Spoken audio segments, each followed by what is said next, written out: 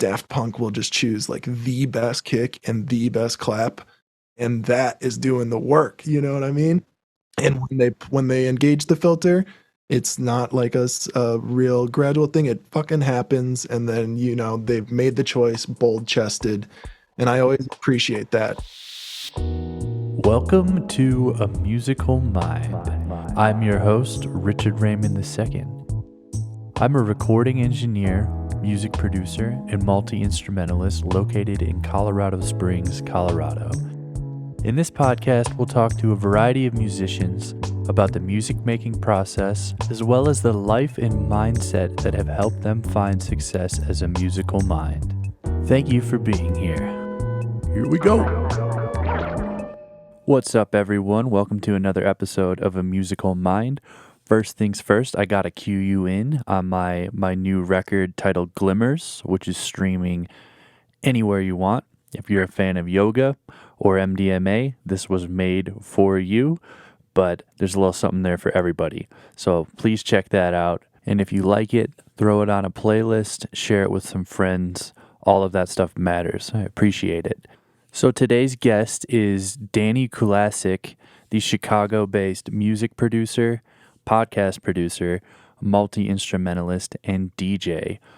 Danny and I happen to be from the same hometown of Lamont, Illinois, and we've connected a bit over the years, just kind of have been aware of one another. And for whatever reason, when I was starting this podcast, he was one of the first people that I thought to have on, and I'm glad I reached out because he was super about it, and we had a great conversation, and I was just reminded why I enjoy him, because he's a super down-to-earth, gentle, humble person who could easily be an arrogant dick because he's got the resume to back it up. So we talk a little bit about how he got his start with music and how he wound up working on podcasts, and he actually one of his clients is on a popular Netflix show.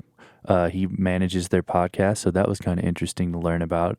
He also has recently started working for Downbeat Magazine, the oldest jazz magazine in history, and he sells ad space for up-and-coming bands there. And so he talked a bit about what he looks for from bands who are reaching out, trying to get placed in the magazine, which is super useful information, whether you're reaching out to a magazine or just any sort of publication. I'm sure these same guidelines apply. So it was super great for him to just be honest about what he looks for and what he doesn't look for. And the other notable thing was just kind of a day in the life of Danny Kulasik. He wears many hats, and so he kind of walked us through his most recent Saturday, and it's super cool to see all the different things he's doing while finding time for his lovely wife and his family, and making sure he still has time to be creative for himself. So here we go. Check it out. This is my conversation with Danny Kulasik. All right. Welcome to another episode of A Musical Mind. I'm here with today's musical mind, Danny Kulasik, who happens to be from the same hometown as me. Danny, let's jump right into it. How about you tell us a bit about who you are, where you're from, and what you're up to in the world of music? Nice. Well, I'm honored to be on here. Thanks for inviting me to be a guest on Musical Mind. I'm excited to be here. But where I'm from, who I am, what I'm getting up to, oh my God. Big questions. Well, I'm from Lamont. I guess I moved there when I was 6, so it's like home to me. But originally, I'm from Stickney, which is like right by Berwyn and Cicero, just kind of on the edge of Chicago. And so we moved to Lamont when I was 6, and I am kind of a guitarist first, and have branched off into all sorts of other different fun musical things along my path as a human being. But it all started with the guitar. So I guess my neighbor, his sister had a acoustic guitar, and we just all sort of started playing with it on our laps when we were like 10 years old, and our hands weren't big enough to reach all the way around. So we'd put it kind of like flat, Sure. Almost like a slide steel guitar almost. Yeah, Yeah. exactly. We didn't even know what we were playing with back then. I know. If I had only stuck with that technique. No, but we would wrap our thumbs around and just kind of like learn like brain stew and I don't know, Seven Nation Army and stuff like that. Yeah. And my parents saw I was serious and they bought me a guitar and we just kind of went from there. And yeah, so I started playing in bands since about that age. I mean, it's always been like a collective experience and so always playing in bands, playing different kinds of like rock centered stuff, and really enjoying the classics and exploring that kind of like as we all do at that age and listening to stuff like Led Zeppelin, the Beach Boys, the Doors, like really kind of getting down with that vibe. Mhm. And continued playing in groups all through college. And I'll get more in depth on, I guess, individual things as we go along. I'm giving you kind of the flying at 30,000 feet, Danny Right. class. Who who was your neighbor? Lamont's a fairly small town. For those who don't know, I'm wondering if I know the family. Josh Delitsky is his No, name. no. Yeah, he Nice wasn't in Pollock the. name though. Yeah. Yeah. Exactly. Yeah. Exactly. It is Lamont after all. That's cool though. Honestly, my so I think you're 3 years older than me. I believe you were a senior in high school when I was a freshman, and Mm. I think the first that I didn't know who you were until I don't remember what teacher it was, but you were in an arm wrestling contest on one of our like senior. Well, I don't know. Yeah, that It's a sounds little about right. fuzzy memory, but yeah, I remember you were like Thing. muscular, but like also played guitar, which at that point in time, I guess you were a couple years ahead of me, but that wound up I was in a similar position. I was much bigger at that point than I am now when I was 17 from all the football lifting. But that was like my introduction to you. Right Um, on.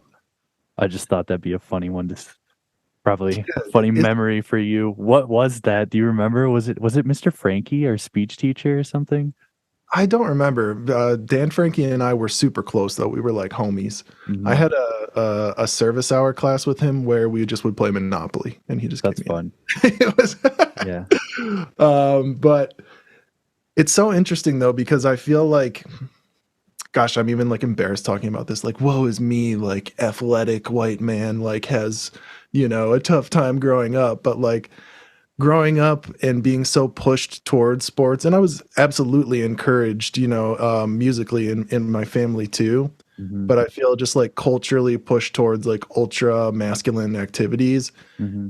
And I grew up as like a wrestler. That was kind of like my sport of choice and where I I didn't really even know that. excelled. And so yeah, I won like junior state and stuff like that, and it was like a big kind of life consuming endeavor through my childhood, through middle school, like early childhood through middle school. And I got to high school and I was like, man, I I'm joining the theater. Like there's Yeah. girls there. Yeah. They're nice to me. I can Yeah. eat food. I don't have to like run around at lunchtime with a bag on and spit in a cup like a Yeah. psychopath. Yeah. And that's when I really like I started doing set design. I was just because I was like a bigger guy, so I could like move the stuff around, and I was still Sure. kind of in my shell. So I didn't really want to fully put myself out there freshman Hmm. year. And I remember like when I first got to high school, like I was just kind of putting my head down and just not really like getting into the game. And it Hmm. wasn't until I started doing that that I really kind of started to carry myself with a little more pride and start to like adopt an artistic persona. When you're a kid, you're just kind of like trying on a bunch of different hats. And I was like, I like the persona of like the curious artist a lot more than I like the persona of the hungry wrestler. Yeah. No, totally. I was again just a little behind, I guess, because I played sports through high school, primarily football. Though I played baseball through my junior year as well, and I played all kinds of sports prior to that, like hockey. I golfed a ton, you name it, and it was mostly a college transition for me. I referred to it as like I had to get the jersey off my back, but no one else knew. Like it was I was in a whole new place, so I didn't have to like it was all for me. I didn't have to convince anyone else of anything, but in high school, um, I loved music. I had begun playing music and I wanted to be friends with the musicians, Hmm. and only the ones who like knew me well, I felt like would give me the time of day where I was like trying to like prove myself to the Totally. others. So it's just this kind of interesting time in life where, yeah, like you said, you're trying on different things and seems like you just kind of took a left turn a little quicker than I did. But I was trying to win that state championship in football, so and we dearly did.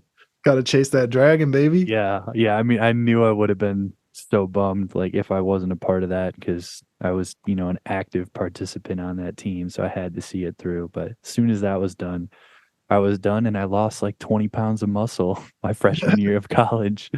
Right on. Yeah. You're Um, like, I don't really need all this shit. Yeah. yeah.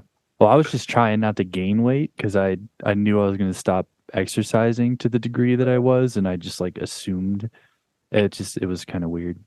Anyhow, I know nowadays, actually, when I was, you were one of the first people that popped into my head to have on, and I saw in your Instagram little bio there that you also are working on podcasts these days, which I am. for those who don't know, that's how I'm keeping the lights on over here. So I'd like to hear a little bit about how you wound up in that world. Is it something you enjoy, or is it something that's just like a consistent stream of income, or is it no stream of income? What's that all about? Totally. Well, my first entrance into podcasting was in 2016. I actually kind of got into the game super early.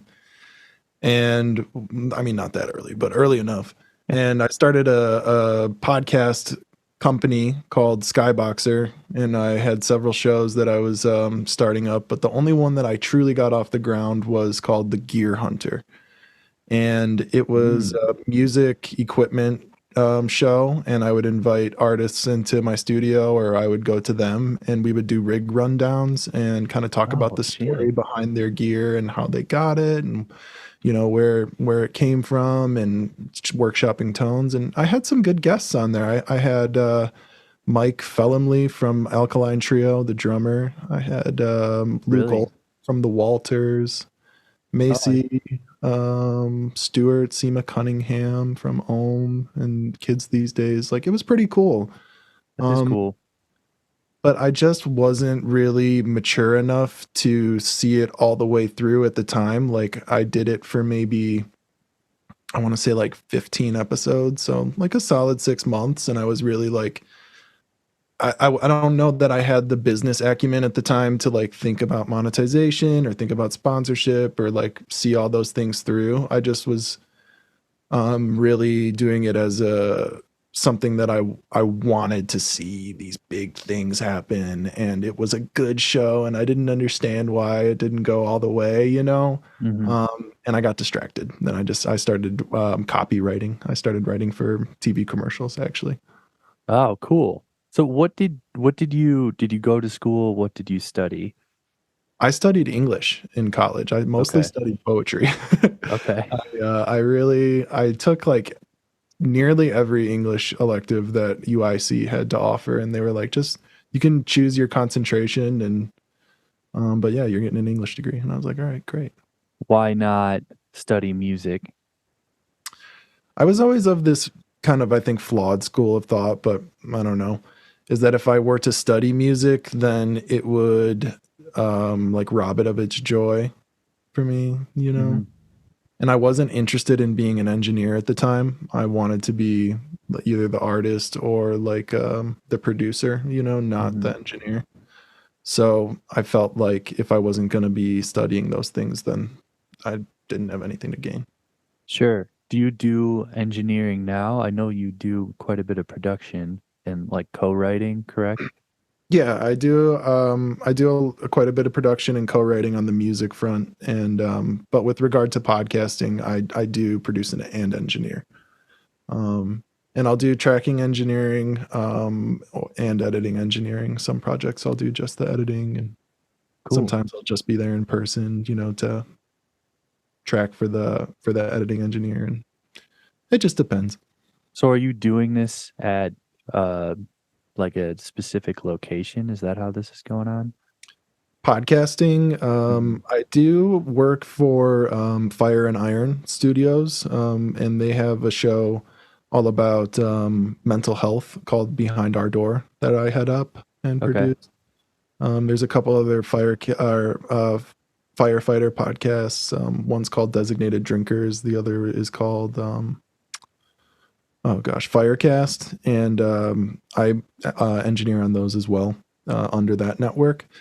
But I also kind of my main project as of right now has been Out of the Pods, which is with Deep Teeth and Patty and Natalie Lee of Netflix's Love Is Blind. Oh, okay. And that one's been really fun. And that one is, I mean, not to say the others aren't fun. I've really enjoyed working on those too. That one's like all kind of all over the place, and that like sometimes we're at Natalie's house, sometimes they're in the studio, sometimes they're traveling for the show, sometimes they're in LA and working out of a studio there, and a lot of times we're doing it over like remotely over Riverside. Like Hmm. there's all sorts of different things that are coming at me all the time because of like the quick nature of it. It's so deadline driven, it's so Yeah, dynamic, and it's like in the world of reality television where sometimes we're chasing headlines and things like that sure. of like things that just happened, so we have to respond to them in a timely fashion. So it's a different sort of cycle than I'm used to, as opposed to like more editorial work, or just kind of free flowing conversational podcasts that are topical. Like this is like timely, like right on top of it. Sure. uh, Kind of more pop culture almost. exactly. Yeah. So it's forced me to become a better producer and a better engineer, as I have to adapt to this different landscape. Yeah, that's cool. I'm sure there's probably lots of different recording setups and stuff as well, and varying audio quality. Some of the shit that I'm like people send in, I'm like, Yo, what are we doing here? I But know. okay, all right. You say it won't hurt the content. Like, You start getting real cozy with your, isotope and your deverberate and your soothe too, and yeah. you kind of Yeah, get it. for me it's Waves denoise. That's the There the you go. golden I use ticket. that too. Actually, the company that I work for, D they noise or X noise? I think it is denoise. Interesting. All right, I It's gotta. one fader, Okay. and they bought it for me. They were kind of like, "Hey, you need to have this in your toolkit." And like day one, I was like, "I get it. Totally. This brings everything up at least 25%." Unless they have like a you and I wouldn't need anything. We're both sitting in rooms full of foam for those who can't see. Well, no one can see because I'm not doing video yet, maybe ever. But yeah. So while we're at that, tell us a little bit about the room that you're in. It looks like I see an organ behind Oh you. yeah, yeah. Something could be a bong. Don't know what that is. What else? What else is in It's there? an incense holder. It may as well be. Okay. Yeah, I mean, I don't have all the goodies up here. I was having rehearsals with Ewood, so my guitar rig is over there right now. Okay. But this room is the basement of my house in Pilsen, and I've got kind of everything that I need in here. Just a great 18i, 20 interface, and all the mics I could need, and my organ, kind of a chill area. There's a fireplace over here, which is fun in the winter time when you're cutting audio. And MIDI keyboards, my micro Korg, um, beat machines, a Kai XR20 over here. Just about everything that I need for my process.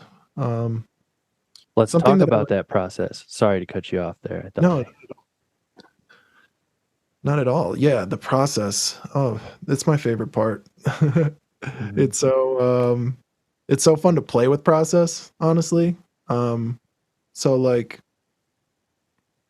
I was just talking about this with my wife Miriam today of it's I don't know if it was Stephen King who said this or whatever, but it's this quote that if you're sitting around and waiting for inspiration, that's like amateurish. You're going to be sitting waiting for that spark of lightning forever, but a Mhm. professional just sits down and kind of gets to work. And I think it's fun. to just sit down with the blank page and then create parameters to work it within, you know? That's the cool thing about like in poetry, like a lot of times you'll work from a prompt and Yep. have a certain set of you know, restrictions, you know, on what it is that you're doing. And I find that to be really effective in my process, especially when I embraced the computer. There was for such a long time I was a DAW-less producer, and I would Really? do yeah, and I would it made me really reliant on, you know, engineers, but I would do everything with sequencing and with standalone beat machines and synthesizers and performance and bring those things all together to create like a modern sound that had a feeling of being completely on the edge of falling apart at any moment. Sure. Yeah. And it wasn't until I embraced the computer that people actually started fucking singing on my songs. I could get That's placement. kind of fascinating. I wonder now if you were to go back, if it would have something else there. Like maybe you just needed to, I don't know, get more sauce in it. It was less about the method and more about where you were at. I don't know. I'm surmising. I haven't heard any of that stuff. So No, you're totally good. It was I still think I maintain a lot of that integrity because that will be part of the parameters that I'll put on myself now that I have the expansive endless possibilities of, you know, DAWs and sample libraries and things like this. mhm. VSTs, like I'll be like, okay, no, I have to start with the Akai XR20 and the Yeah. heart of the song has to be from this self-contained unit and I can only use the sounds that are in there, and then from there I can build with infinity on top of that, you know. Yeah, I really take a similar approach. I feel like each time I'm starting like a new era or whatever, it's Yeah, usually like I have a new piece of equipment, um, and I try and create those same restraints. Otherwise, it's a little bit too hard to just get a note down. But I agree, and it's funny you bring up poetry. I studied advertising, and right on. we would talk about the blank page as well. So I feel like another parallel there of like not studying music directly, but realizing that whatever else we were learning could it's all it's all parallels. You know, I was like, oh, this is exactly how I can approach writing a song, but we're talking about copywriting. You know, so it's all connected. Definitely. And so many of my favorite poets, like my favorite musicians, are really confident and terse and very direct and to the point, you know, Mm. like a Richard Brodigan or like a William Carlos Williams or even like a Hemingway, you know, like in a choppy sort of terse manner. That's like the same thing as like a Daft Punk, you know what I mean? Like Daft Punk will just choose like the best kick and the best clap, and that is doing the work, you know what I Yeah. mean? Yep. And when they engage the filter, it's not like a real gradual thing. It fucking happens, and then you know they've made the choice, bold chested, and Yep. I always appreciate that in composition of any kind when you can confidently make a choice and deploy some sort of mechanism effectively and really make that shit happen in the way that it's supposed to. I always try to strive towards that because that's something that in my early production life I was missing the mark on. I would have like Hmm. tons of different layers of the same melody with slightly different timbres on different things, you know, different sounds, because I wasn't confident enough to commit to just that's the melody, that's what I'm playing, it's gonna sound good because I've given everything that I can to choosing this sound and crafting it Right. in a particular way. Are you familiar with Gregory Scott, the YouTuber? His No, show is called Kush After Hours. no. If it's awesome. It's all like mixing tips. But he has like this kind of like guru vibe to him. But I've Cool. picked up a lot from him over the years, and one thing he talks about is just making drastic moves. Something as simple as like anytime a new instrument is being introduced, giving it up to maybe a 5 decibel just a little boost right as it's coming in, and then you can bring it down. Just being aggressive, maybe even making things lopsided Sure. in the stereo field. I think what he says is something like balanced is boring. If I'm like remembering the the grab on the title or something now, but that kind of seems like the same type of approach that you came to without hearing his channel. He's so right though. I Yeah. get stuck in that in the stereo field where I want everything to line up nice and my kick is in the middle and Mhm. everything is good. And I was like listening to this old Gap Band song. Mhm. What was I listening to? I think it was Outstanding. Boom, boom, boom, I don't boom, know it, but boom. It's bomb. all right. But you can just hear in those old records how they're like in the room, and you're like, okay, yeah, the keyboard's over here, the drummer is over there, it's a little bit to the left, but like whatever, and Yeah. like you really feel that come across in the mix, when they started using the 24 tracks and stuff like that. I mean, it like back in the day, I mean, it was in mono, but Yep. like, you know, um, yeah, I don't know. So I think that's something that I need to get over is being a little more comfortable getting lopsided with it. It's weird. It makes you nervous, but Mr. Gregory Scott, I hear him in the back of my mind. I'm like, fuck it. Just do it. Yeah. Pan it left, you know? Pausing the show here to talk about my first sample pack with 5-pin media titled Psychedelic Soul and Downtempo, available on loopmasters.com. This thing is massive. It is 5.8 gigabytes, and it took me forever working on this thing to give you all the sweet stuff that's packed in here. And as it currently stands, it has 16 5-star ratings on loopmasters.com, which is pretty good. Anyway, there's a lot packed in here, recorded with primarily analog instruments, including my Korg SV1, a Roland Strings, a Wurlitzer organ, my Micro Brute, my Glockenspiel, my Fender Rascal bass, a Washburn semi-hollow bass, Fender Strat, and an array of analog effects and pedals.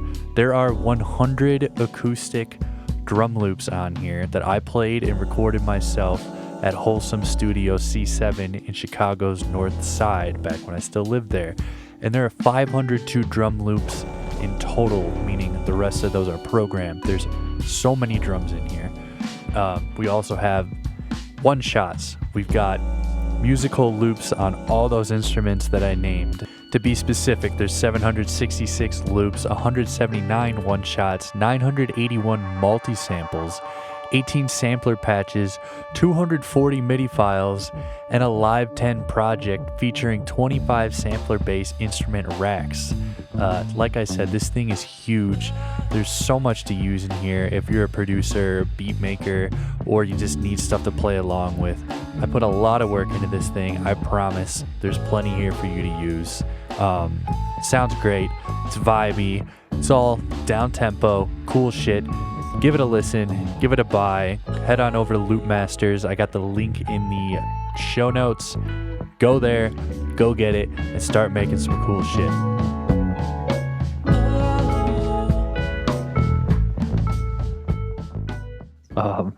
Anyway, we can transition here. I know you've recently started working for Downbeat Magazine, which is the oldest jazz magazine. I'm actually not familiar, so if you can fill the listeners in on what that magazine is, maybe a bit of the history and what you're doing over there and how you got over there. Absolutely. Well, Downbeat, yeah, we're coming up on 90 years next year. Dang. And it's the biggest and oldest jazz magazine in the world. And it's just kind of known for kind of being a pillar in the community of jazz. They don't cover anything that's too smooth. They don't really succumb to trends, but they also are not sticks in the mud. It's a definitely a very progressive company that's open to new sounds, but they always like something that's pushing the boundaries a little bit. And I think that's what's allowed them to stay relevant for as long as we have, is because there's a fiercely sort of ethical editorial department that doesn't let any of the outside negative influences of the music industry impact how they cover the scene in like a really genuine way. So I work on the advertising team there. So I'm a salesman and I make relationships with labels, music festivals, artists directly, and get them in the magazine, help them deploy their budget. And I dig it though. It's cool because I've learned so much about the backside of the music scene, and having been, in the game for so long and always coming at it from the artist point of view, or the producer point of view, or the one who's trying to get their record heard, being somebody who now is kind of the first line of contact to people that are trying to get their records heard. Because yes, I'm selling them ad space, but I'm also like their liaison kind of to the company as I handle their account and help them kind of be a segue to the editorial department, so that I'm never going to be getting them in the magazine, but I can at least tell them who to talk to. I can at least Mm-hmm. be an advocate for them, if I'm Sure. trying to just make sure their name is like in consideration. So it's not like pay for play, but I'm at the very least like I'm their entrance in, to the space. I can help them talk. Um, So, what and type of things would you be looking for? What sticks out to you on that other side of things? You're somewhat of a, I don't want to throw the term out there, but somewhat of a gatekeeper. yeah, no, for sure. There's definitely, I don't think I'm like culturally gatekeeping, No, no, I don't mean it like that. I just mean like who Exactly. gets through? Like what catches your eye? What types of things do you respond to? Um, The you know. number one thing is kind of the organization. Um, so when you're an artist or a label and you have projects that you are trying to submit for, editorial review, you want a feature, you want a review, you want anything to happen on a publicity side, you need to have at least 2 months of lead time before your release. Hmm. And so much of what people do in this day is that they feel like, oh man, Beyonce dropped like a secret album, and it came out and everybody went crazy for it. Like, I'm trying to do that. Like, no, you're not Beyonce. Like, we don't know who you are. Like, so Right. Yeah. we need some time to rally the troops and Yeah. we'll write a little story about you. So you got to get your stuff in for submission, 2 months early at the least. Right. So you also want to write a very concise press release that has the label name, the publicity name, the date that the album's coming out, and obviously the name of the project and the name of the artist. So as even if you sent something that was just like a private link on SoundCloud and those pieces of information, the label, the publicity, who you are, what's the name of the project, and when is it coming out, and didn't send anything else, that would be better than sending like 5 paragraphs about your project, right? Like you need Yeah. to Yeah. keep it short, keep it sweet, and keep it punchy, and offer some sort of link where we don't have to download your file to listen to your music. Right. And just purely by having those mechanics down, you're going to get in the door 1,000 more places because you're going to get rid of all the barriers to entry to your music. Because I don't want to have to read a bunch of stuff. I don't know. I don't want to have to like look up on your website like who does what and who to talk to. And also like we need to be able to hear your music very quickly. So that's the number one thing that I've been really picking up on and am looking forward to implementing for the artists that I work with and for myself and for my friends, is that like we need to front load our efforts to getting our music heard. And furthermore, in that time period is when you should be uploading your music to Spotify, and on the artist side, have it not released yet. And in that kind of limbo period is when you could submit your project to editorial and playlists on Spotify, so that before the album comes out or before the single comes out, you're already getting into the algorithm and you're ready for a successful first day, first week, first month, first year. That that's some sage advice for all the people out there. So thanks for sharing all that. Um, has me wondering. as you mentioned, some of the projects that you work with, which I'm honestly having trouble keeping track of all of them. I like to There's a count. number in there span quite a sonic range as well, which I love. But what are your goals? Do you have like a are what are you trying to do? Because I know for me personally that has shifted drastically the past couple of years, so I'm just curious. Yeah. I just want to be able to work with audio and or work with music and provide happily for my family and be involved in process that makes me excited. So I don't really have like an end point that I'm looking to get to necessarily, because I think that just getting to do this kind of work is reward enough for me. So like I come home and the house is good, my wife is happy, we communicate beautifully and I love her so much, and family's good, and I get to, go down to the studio and work on what I want to work on, and people get to vibe to it and truly enjoy it. Like that's enough for me. Every time I give myself over to just truly getting down with the process and just putting the hours in and just doing the damn thing, like the opportunities just level up and level up. And like, so the less I think about it and the less calculated I am and the more that I do it just for the pure sake of like the seeing the project through and losing myself to the task, the more good things happen. But I don't know, shit, I want a Grammy, bro. I would love to. Yeah, it would be nice. I just want to have people sing my songs. Like I have a lot more gratification in going to shows and hearing people sing my songs and see the crowd react. Like Roy Kinsey was playing at Millennium Park and he was like playing, he opened with like a tune of ours and I was like, bruh, what the fuck? Like just there's like That's there's amazing. grandmas dancing, there's babies dancing, like there's like whole families of people that are just out there like with having a little barbecue or whatever, and I'm like, we made this in my basement, dude, like Yeah, what? Like, that's pretty awesome. so that's the stuff, like that's all I like is when, even more so than seeing it for myself, I'd rather see another artist in my community pop off and even have me just like a sprinkle of the damn sauce, like that's fine. Totally. So what would a I'll admit I'm a little jealous being I have a 8-month-old daughter right now. So I'm hearing you talking about putting in the hours and I'm just like I would. I would love to do that right now. So walk me through a typical day in your life. What's that looking like? Because you said come home and go down to the studio. So where are you at before that? What are you doing?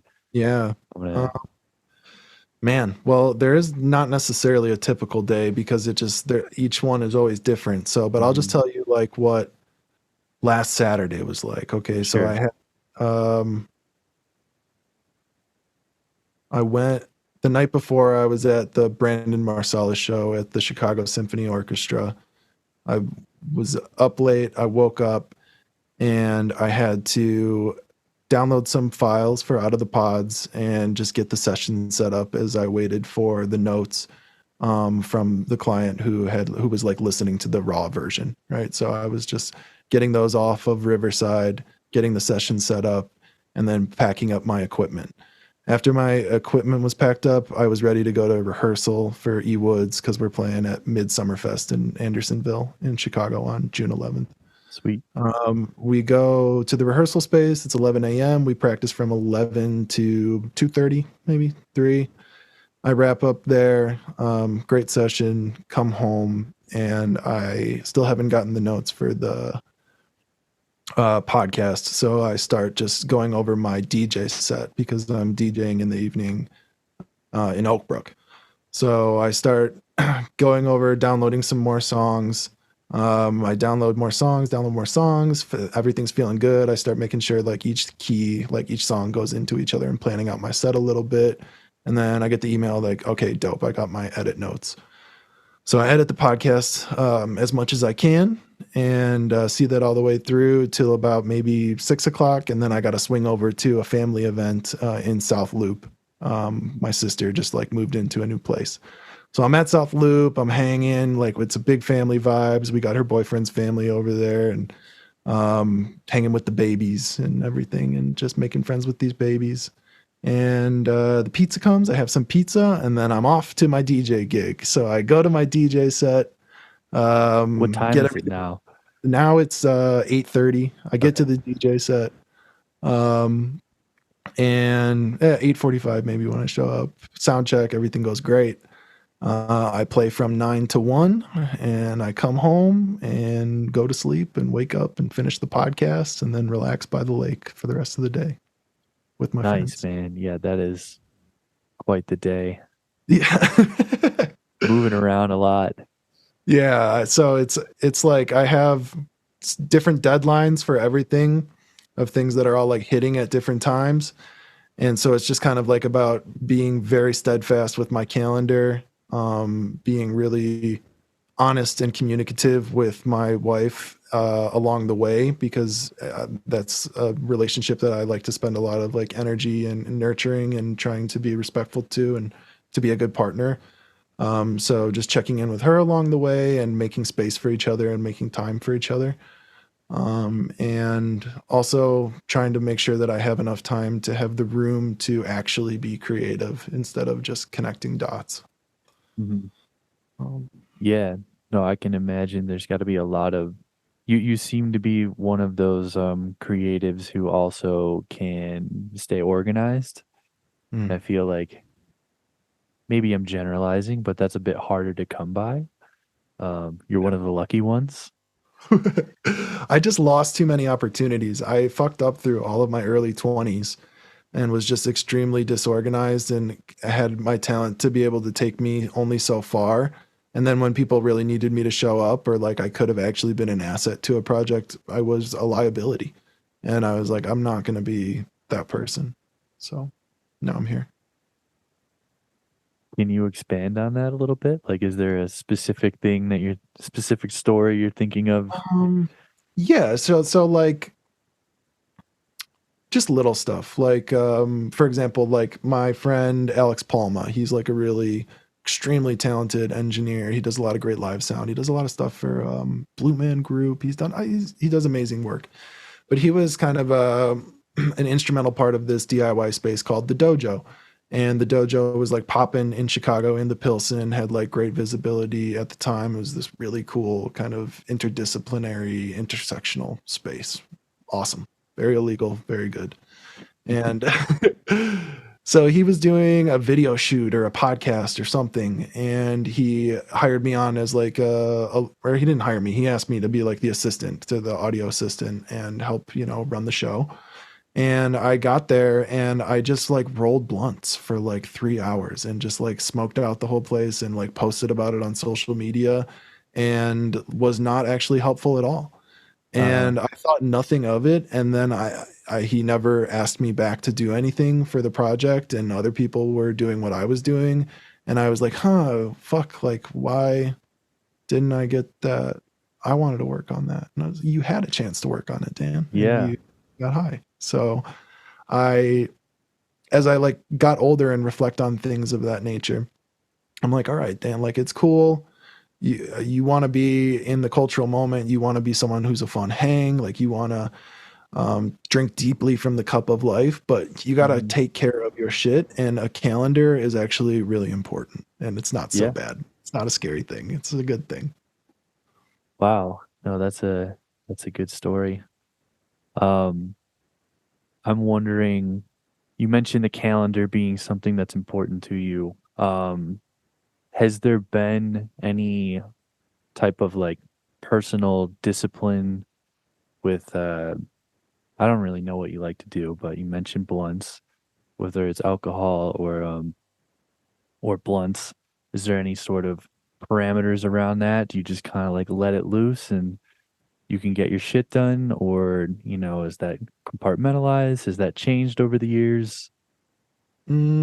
It's changed over the years. I mean, I used to feel like if I wasn't on a completely other planet, like I wasn't down to get creative, Mm-hmm. and the work is just better. Like if you want to smoke and like you can get away with a little something something, but I don't think that you need to be completely comatose to get a cool tune out.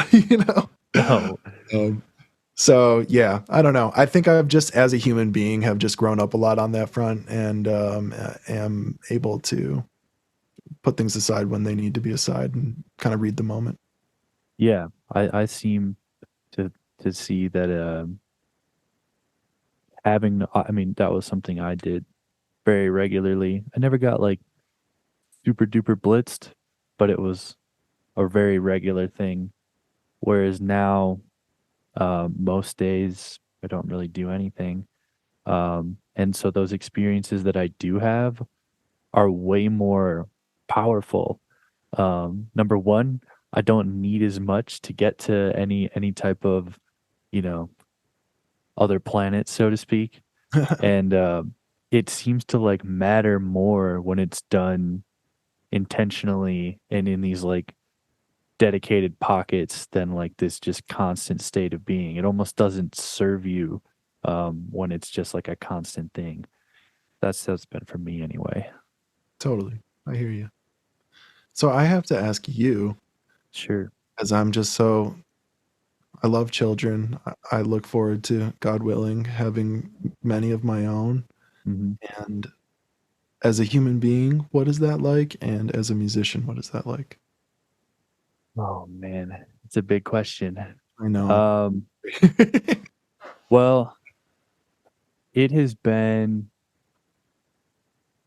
quite the journey. Um, so my wife and we moved. I live in Colorado Springs now. We moved out here about 25 months ago. So it's been a smidge over 2 years. And we did that within the first year of dating. So it was kind of like we were Yo, not married at the time, but it was like, okay, here's all my eggs. Here's this one basket. And either this is going to be beautiful or I'm going to have a big hole to dig myself out of. yeah, And full transparency, there were many times where I was like, fuck, I might be in a really, really big hole I need to dig myself out of. So, to totally. make matters more interesting, within the first year of living here, we decided it was a good idea to have a baby. Um, and so we did that. It was more so like, we'll be ready in 9 months. We also got pregnant like fucking immediately. Um, which I do think that's a whole different topic, but I do believe there are reasons why that happened based on things we consume and don't consume. But anyway, we're sticking to music on this podcast for the most part. Um, so yeah, I mean that was wild. And while we like pregnancy began, I was still door dashing pretty much like 6 days a week, maybe. I had some podcast clients, but I wasn't employed by the company that I've been working for over a year now that has like a boatload of podcast clients, Cool. which and they pay us pretty well. So I've really just kind of wung it. I'm still trying to figure it out. It's been very challenging.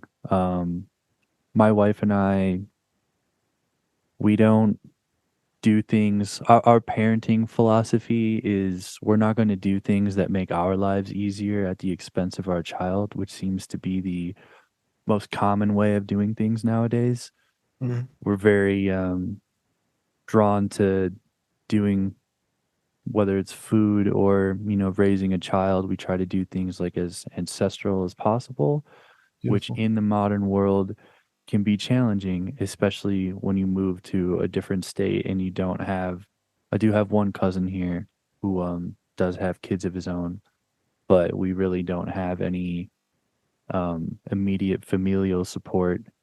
So we're both lucky enough to work from home primarily, but it's pretty much me or her who have our daughter Dorothy 24/7 because she sleeps. We do contact naps, Mm, um, and our original plan was to do some contact naps and to if we had like a little sleeper, but she never liked the sleeper, and we're not people who believe in like letting her cry herself to sleep. So it has now just been we're about 8 months in, and with very few exceptions where like she's fallen asleep breastfeeding or something, she has napped on one of us, probably my wife, for 8 out of 10 of them for she's a eight cuddle months. bug. So we Right. also co-sleep with our daughter,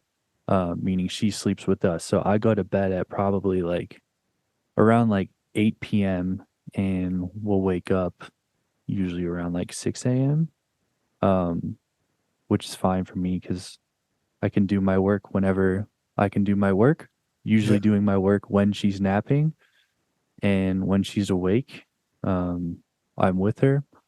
I'm going on and on here. Another thing for me is like I have not had a whole lot of outlets to talk about this stuff. And most people can't relate because the choices that we're doing are they're non-traditional even though they're more traditional. And Right. so it can just be difficult to talk to other parents who just have baby containers and things like that, and it's just like, well, we don't do that. So it's been challenging, but already we're beginning to see some of the choices that we've made like come to fruition. Like our daughter is strong as shit. Like Nice. she pulls herself up to stand all the time. She loves standing.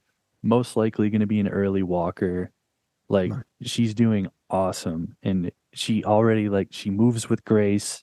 She It's very cool to see, and it's because we have not, put her in little bouncy castles with toys, plastic toys all around her. Like we put her on the floor. And Yeah. most of the time now, like got a little better, but one of us is right behind her because she eats shit all the time. We let her fall on her butt, but we don't let her smack her face because we don't need that. Heard it described as like babies, children, everybody are just running a series of experiments to test the boundaries of reality. Can you hear her So crying? She just started crying right on cue. she knows. Yeah. Anyway, She, sorry. Go ahead. what's up, Dorothy? Shouts Yeah. out. And so yeah, so they're just running experiments on what is reality. And I'm sure that the floor is equally as interesting as the bouncy house and the tables, if not more. Right. But one is gonna, you know, allow you to develop your muscles and your limbs, and one is keeping you contained. We don't live our lives in bouncy walkers. No, and we're seeing things. My wife just told me the other day, and uh she's a leader for all the things that I'm promoting here, these practices that we have, whether it's co-sleeping, which a lot of people say is dangerous. She's got all the counters. If you want to learn about any of this shit, this is the type of stuff we talk about on um, our other podcast, which is called "What the Fuck Is Happening," because our world's a little bananas these days. Maybe I will link in the show notes, but you can learn about the diaper industry, you can learn about sleep training, and why it's bullshit, all these sorts of things. And we're a very passionate bunch. And yeah, it hasn't been easy, but so we're seeing things like certain milestones, which they determine milestones based off of like the average, one being like walking or talking, and we are seeing these things slip back sometimes 3 to 4 months. They're just, oh, we've decided based off new data that this is the new benchmark, and it's kind of like, wait a minute, but why? And we're talking about 3 to 4 months for a 1 year old. Like that's a quarter of their life here. Like Percentage. why are we not asking questions about why this is happening 3 to 4 months later on average now, and we're just okay with that? Like I'm not. I saw I'm gonna make this comment and then we'll move back to music. But I saw a Yes, woman because that was feeding the her second part of your question. bottle feeding her child, and at the end of the bottle was an iPhone playing like a Coco Melon or something. Wait, what? I'm having trouble even imagining this. She's holding the child with one Hmm. hand. She has the bottle in the other. Okay. As she holds the bottle, she also holds her phone screen pointed at the child while she feeds the child. He gets, like in-flight entertainment. You know what I'm saying? Oh my God. Yeah, I know. see, that type of stuff personally just weirds me out and It's makes about me uncomfortable. So, have these practices come manifest in your music though, and your experiences as a father? um, so yeah, that was the second part of your question. It's been a little hard for me to see things through. And by that, I mean like I'm still inspired, um, and I still can find some pockets to make things, but usually it can be hard for me to have a big enough window to where I can get something to like, oh, I'm gonna be able to finish that the next time I get to it. Totally. And so I'm kind of stuck in this like I have to like I'll like be in a mode, come up with three, four ideas that all feel like they fit together. And then like before I can kind of see them through, like a new wave comes. And then as you have all these like lost children and you're like, fuck, like you go listen to them and you're like, yeah, I mean, I don't know. And like I know when I was in it, those were great. And I know I believe in them, but right now they don't feel like mine. And then oh, if you wait long enough, I will kind of like come back around to that other thing and then I'll like chip away at it again. So it's a much different process. Honestly, it pisses me off sometimes. Like I'm someone who every day was working on things and now it's kind of like this thing that I feel like I'm squeezing in. But Totally. I have gotten much better at what I do over the years, so I'm able to do a lot more with less time. Exactly. Um and I know that like we're doing this nowadays like earlier than most people, and so I'm kind of and I very much like value my health, so I'm trying to do everything that I can right now and also trying to remember that like I'm in a chapter of life and I don't want to like be pissed I'm not working on music when I'm like literally doing the most beautiful Yeah. fundamentally human thing, as in like being very present in my daughter's life. And I know like the relationship that we're gonna have, I hope far exceeds the one that I've had with my parents. That's my whole goal here. And I look at like I'm in the grind, but it's all gonna be worth it. And it's already is, if that answers your question. Definitely. Yeah, I've been It's really needing to vent. happy to. I feel like so many men, dude, we just don't have a place to talk about like anything. So I appreciate you offering those things to me. I do. Yeah, Um, thanks for asking. yeah, Um on that note though, I want to transition to the close, and I have decided I'm making a playlist for this podcast, and it's going to be called A Collective Musical Mind. cool. And so I'm wondering if there's a group or artist that you are super excited about right now. They can be new, they can be old. Maybe there's an EP or a couple of songs or a full record that you want to be on this collective playlist. And hopefully we'll watch this thing grow and it'll be a cool Yeah. playlist. I have been really into the Gap Band lately, and the Gap Band is like they're like Earth, Wind, and Fire, kind of like funky. You know what I mean? Like Earth, Wind, and Fire is a little more um kind of baroque in their approach, but like the Gap Band's just all about the groove, great vocals, brothers in the band. You can really hear that familial sound. So That's let's the put shit. on Outstanding. That's the song I was singing earlier. Outstanding. All right, I'm putting it in as we speak, adding that to a collective musical mind that will no, I added it to the queue on accident. That's muscle memory at work. Um, but yeah, so if you guys follow me on Spotify, I'm Richard Raymond II, and I'll make sure to make this playlist public. And you can go there and check out the Gap Band and an album that I threw in there. It's if you know it, big brownie points. Crawl Space by Art Farmer from I think the late 70s. Hmm. Um, it's been something I've just gone back to time and time again, and it's fucking amazing. And I've yet to like it's kind of in like a it's like funky fusion type of stuff. It's got a Steve Gadd on drums. Nice. And I want more of this, and I've yet to kind of find something else that strikes that same chord. So if anyone out there is familiar with this, or you listen to it and it makes you think of something that you think can hang with that record, please throw it in a collective musical mind and shoot me a DM so I can check it out. But that will wrap us up here. Danny, thanks for being here. Thanks for sharing all your secrets and for asking me the question I've been dying to be asked. I appreciate it. It's my pleasure. Thank you for having me on the show. All right, until next time. Take care.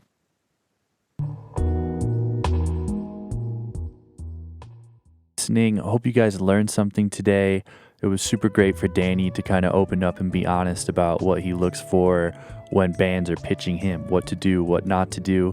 He has this unique perspective as someone who kind of has a foot in both doors of the industry. So we appreciate that. And if you would like to reach out to Danny, connect with him, learn about what he has going on, which is a lot of cool stuff, you can give him a follow. That's at Danny Kulasik on Instagram. That's Kulasik. That'll all be in the show notes.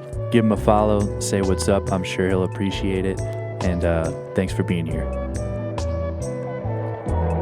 Thanks for listening to A Musical Mind. I have been your host, Richard Raymond II. If you, your band, or your friend, or anyone you know is in need of mixing and mastering services, I offer that remotely. Shoot me an email. That's richardraymond2@gmail.com. No spaces, all spelled out. You can also give me a follow, Richard_Raymond_II on Instagram. Shoot me a DM. We'll get to making some cool shit. And please like this podcast, share it with a friend. Give it a 5-star rating. It ain't too hard to do. I appreciate you for being here, and I'll see you next time.